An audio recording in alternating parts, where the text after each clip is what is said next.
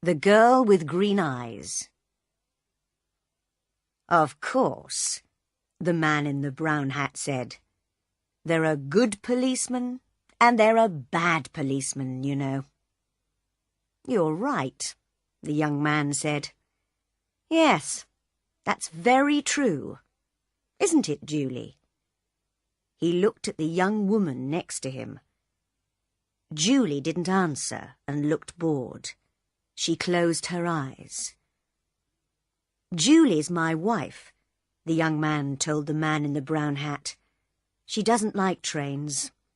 She always feels ill on trains. Oh, yes, the man in the brown hat said. Now, my wife, she doesn't like buses. She nearly had an accident on a bus once. It was last year. No, it wasn't. It was 2 years ago. I remember now. It was in Manchester. He told a long, boring story about his wife and a bus in Manchester. It was a hot day and the train was slow. There were 7 people in the carriage. There was the man in the brown hat, the young man and his wife Julie, a mother and 2 children, and a tall, dark man in an expensive suit. The young man's name was Bill. He had short brown hair and a happy smile. His wife Julie had long red hair and very green eyes, the colour of seawater. They were very beautiful eyes. The man in the brown hat talked and talked. He had a big red face and a loud voice. He talked to Bill because Bill liked to talk too. The man in the brown hat laughed a lot, and when he laughed, Bill laughed too. Bill liked talking and laughing with people. The 2 children were hot and bored. They didn't want to sit down. They wanted to be noisy and run up and down the train. Now sit down and be quiet, their mother said. She was a small woman with a tired face and a tired voice. I don't want to sit down, the little boy said. I'm thirsty. Here, have an orange, his mother said. She took an orange out of her bag and gave it to him. I want an orange too, the little girl said loudly. All right, here you are, said her mother. Eat it nicely now. The children ate their oranges and were quiet for a minute. Then the little boy said, I want a drink. I'm thirsty. The tall, dark man took out his newspaper and began to read. Julie opened her eyes and looked at the back page of his newspaper. She read about the weather in Budapest and about the football in Liverpool. She wasn't interested in Budapest, and she didn't like football, but she didn't want to listen to Bill and the man in the brown hat. Talk, talk, talk, she thought. Bill never stops talking. Then suddenly she saw the tall man's eyes over the top of his newspaper. She could not see his mouth, but there was a smile in his eyes. Quickly, she looked down at the newspaper and read about the weather in Budapest again. The train stopped at Dawlish station, and people got on and got off.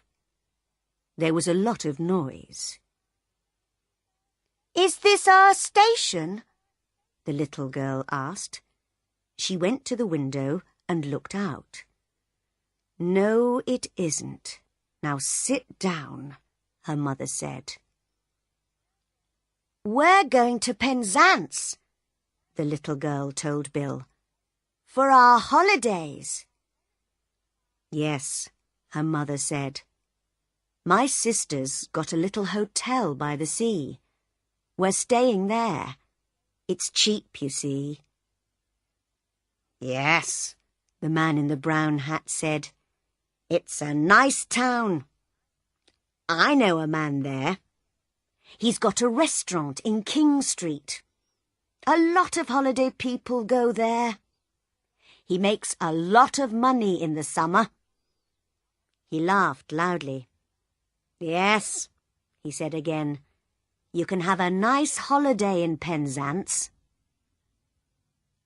"We're going to St Austell," Bill said. "Me and Julie. It's our first holiday. Julie wanted to go to Spain, but I like St Austell. I always go there for my holidays. It's nice in August. You can have a good time there too."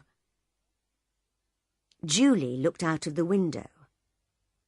"Where is Budapest?" she thought. "I want to go there. I want to go to Vienna, to Paris, to Rome, to Athens." Her green eyes were bored and angry. Through the window, she watched the little villages and hills of England. The man in the brown hat looked at Julie. "You're right," he said to Bill. "You can have a good time on holiday in England. We always go to Brighton, me and the wife. But the weather... We went one year and it rained every day. Morning, afternoon and night. It's true, it never stopped raining." He laughed loudly. "We nearly went home after the first week." Bill laughed too. "What did you do all day then?" he asked. Julie read about the weather in Budapest for the third time. Then she looked at the tall man's hands. They were long, brown hands, very clean. Nice hands, she thought. He wore a very expensive Japanese watch. Japan, she thought. I'd like to go to Japan. She looked up and saw the man's eyes again over the top of his newspaper. This time she did not look away. Green eyes looked into dark brown eyes for a long, slow minute. After Newton Abbot Station, the guard came into the carriage to look at their tickets. "Now then," he said, "where are we all going?" "This train's late," the man in the brown hat said. 20 minutes late by my watch. 10 minutes, the guard said. That's all. He smiled at Julie. The tall, dark man put his newspaper down, found his ticket, and gave it to the guard. The guard looked at it. "You're all right, sir," he said. "The boat doesn't leave Plymouth before 6 o'clock. You've got lots of time." The tall man smiled, put his ticket back in his pocket, and opened his newspaper again. Julie didn't look at him. A boat, she thought. He's taking a boat from Plymouth. Where's he going? She looked at him again with her long green eyes. He read his newspaper and didn't look at her, but his eyes smiled. The train stopped at Totnes Station and more people got on and off. "Everybody's going on holiday," Bill said. He laughed. "It's going to be wonderful. No work for 2 weeks. It's a nice, quiet town, St Austell. We can stay in bed in the mornings and sit and talk in the afternoons and have a drink or two in the evenings. Eh, Julie?" He looked at his wife. "Are you all right, Julie?" "Yes, Bill," she said quietly. "I'm okay." She looked out of the window again. The train went more quickly now, and it began to rain. Bill and the man in the brown hat talked and talked. Bill told a long story about 2 men and a dog, and the man in the brown hat laughed very loudly. "That's a good story," he said. "I like that. You tell it very well. Do you know the story about—" And he told Bill a story about a Frenchman and a bicycle. "Why do people laugh at these stories?" Julie thought. "They're so boring." But Bill liked it. Then he told a story about an old woman and a cat, and the man in the brown hat laughed again. "That's good too. I don't know. How do you remember them all?"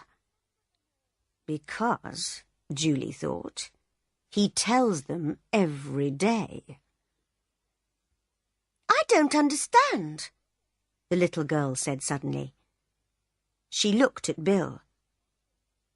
"Why did the cat die?" "Shh! Be quiet," her mother said.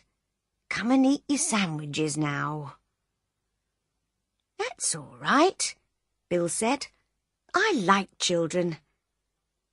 The man in the brown hat looked at the children's sandwiches. I'm hungry too," he said. "You can get sandwiches in the restaurant on this train." He looked at Bill. "Let's go down to the restaurant, eh? I need a drink too." Bill laughed. "You're right. It's thirsty work telling stories."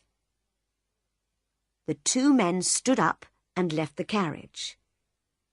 The little girl ate her sandwich and looked at Julie.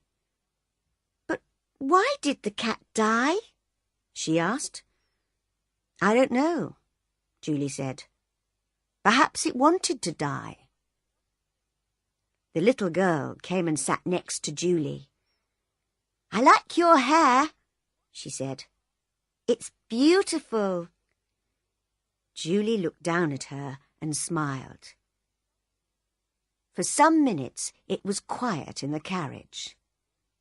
Then the tall, dark man opened his bag and took out a book. He put it on the seat next to him and looked at Julie with a smile.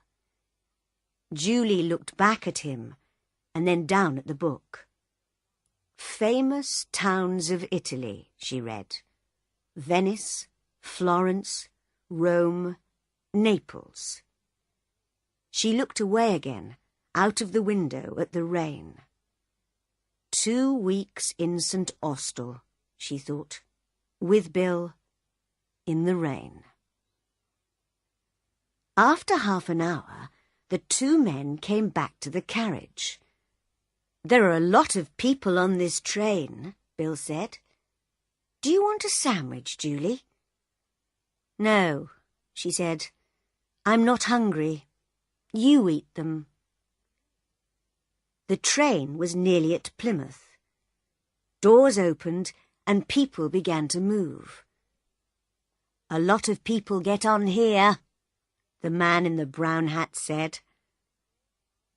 The tall, dark man stood up and put his book and his newspaper in his bag. Then he picked up his bag and left the carriage. The train stopped at the station. A lot of people got on the train, and 2 women and an old man came into the carriage. They had a lot of bags with them. Bill and the man in the brown hat stood up and helped them. One of the women had a big bag of apples. The bag broke, and the apples went all over the carriage. "Oh, damn!" she said. Everybody laughed and helped her to find the apples.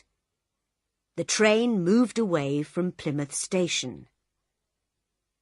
After a minute or two, everybody sat down, and the woman gave some apples to the children.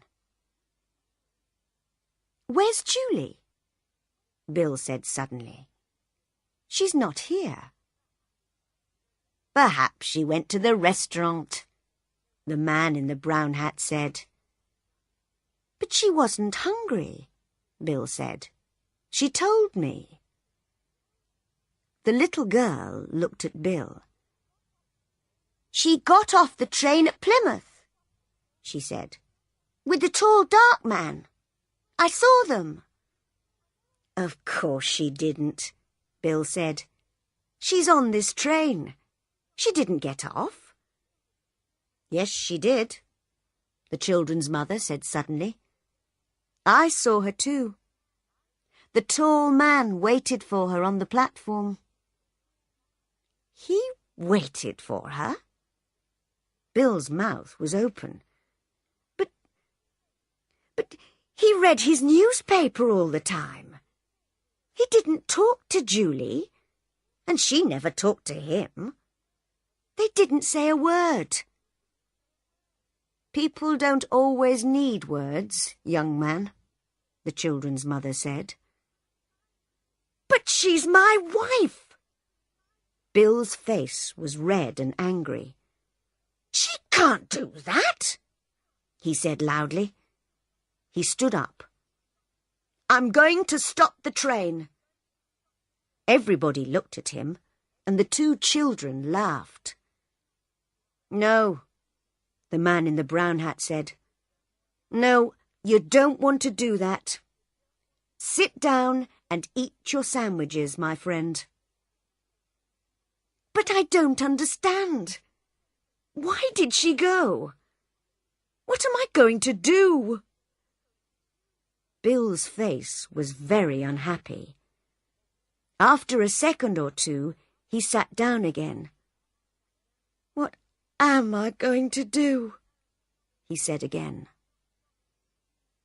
"Nothing," the man in the brown hat said.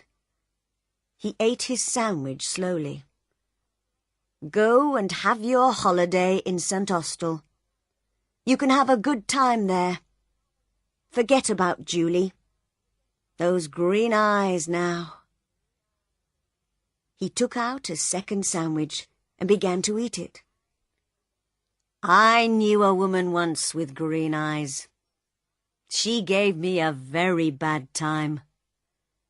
No, you want to forget about Julie."